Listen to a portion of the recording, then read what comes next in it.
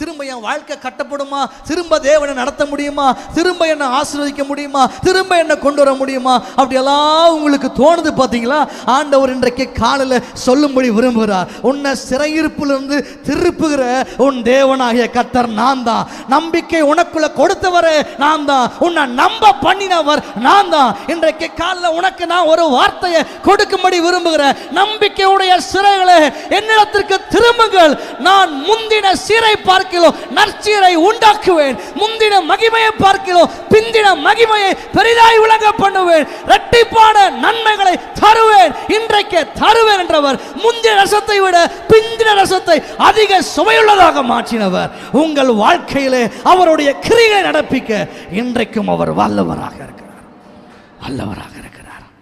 ஹல்லேலூயா. திரும்புங்கள், திரும்புங்கள், இரட்டிப்பான நன்மைகளை தருவேன்.